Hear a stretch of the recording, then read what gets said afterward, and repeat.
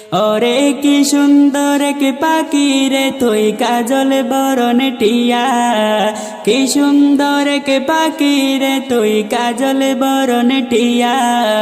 সময় হলে যাইবা পাখি দুনিয়া ছাড়িয়া, হায়রে সময় হলে যাইবা পাখি দুনিয়া ছাড়িয়া।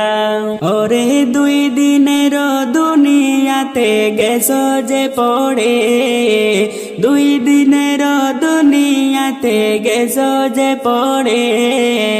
ভাবি না তো ডাক আসিলে যাইতে হবে চলে, হায়রে ভাবি না তো ডাক আসিলে যাইতে হবে চলে।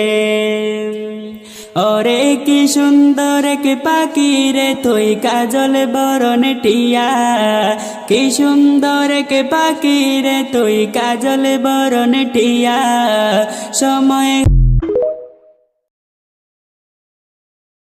জন স্টেডিয়াম পরিষ্কার করতে করতে একটি ফুটবল পেল। মজা করে জন সেটিকে জোরে লাথি মারল। বলটা নিখুঁত ভঙ্গিতে আকাশে উড়ে গিয়ে সোজা 900 মিটার দূরের গোল পোস্টে গিয়ে পড়ল। এই অবিশ্বাস্য দৃশ্য সিসিটিভি ক্যামেরায় ধরা পড়ল। খেলোয়াড়রা বিশ্বাসই করতে পারছিল না যে এটা কোনো মানুষ করেছে। এমনকি কোনো ফুটবল কোচও হয়তো এমনটা করতে পারত না। কিন্তু তারা জানতো না জন কোনো সাধারণ মানুষ নয়। সে 10 বছর আগের বিশ্ব ফুটবল চ্যাম্পিয়ন ছিল। তখন পুরো ফুটবল দুনিয়ায় তারই জয় জয়কার ছিল। কিন্তু দুর্ভাগ্যবশত সে এক সড়ক দুর্ঘটনায় মারা যায়। ঈশ্বরের কৃপায় তার আত্মা জনের শরীরে প্রবেশ করে। এদিকে দলের একমাত্র স্ট্রাইকার বেশি বেতনের লোভে অন্য দলে চলে গেছে। আর ম্যাচ শুরু হবার মুখে বাকি খেলোয়াড়রা খেলতে আগ্রহী ছিল না। তাই মহিলা কোচ তাদের সামনে হাঁটু গেড়ে বসে অনুরোধ করলেন। খেলোয়াড়রা অনিচ্ছা সত্ত্বেও রাজি হলো, কিন্তু স্ট্রাইকার ছাড়া দল ছিল অপূর্ণ। তখন জন এগিয়ে এসে দায়িত্ব নেওয়ার ইচ্ছা প্রকাশ করলো। সবাই তাকে নিয়ে হাসাহাসি করতে লাগলো। তাদের ধারণা জন শুধু ঝাড়ু নোংরা পরিষ্কার করতে জানে। কিন্তু মহিলা কোচ জনকে সুযোগ দেওয়ার সিদ্ধান্ত নিলেন। জন প্রস্তুতি শুরু করলো।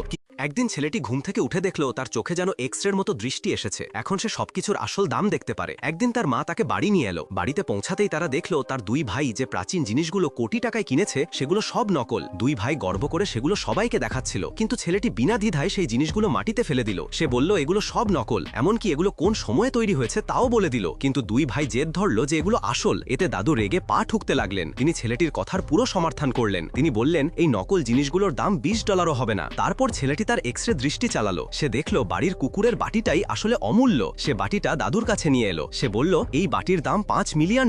ভাইরা তার মজা করতে লাগলো। তারা তাকে গ্রামের বোকা ছেলে বলল। এমনকি দাদুও বাটির দাম বুঝতে পারলেন না। তাই তিনি একজন বিশেষজ্ঞকে ডাকালেন। বিশেষজ্ঞ পরীক্ষা করে বলল এটি 300 বছরের পুরনো প্রাচীন বস্তু। তিনি বললেন এর দাম অন্তত $5 মিলিয়ন। তারপর বিশেষজ্ঞ সেটি কিনতে $1 মিলিয়ন প্রস্তাব দিলেন। এটা শুনে সবাই হতবাক হয়ে গেল। দাদু তারপর 3টি খাম বের করলেন। তিনি বললেন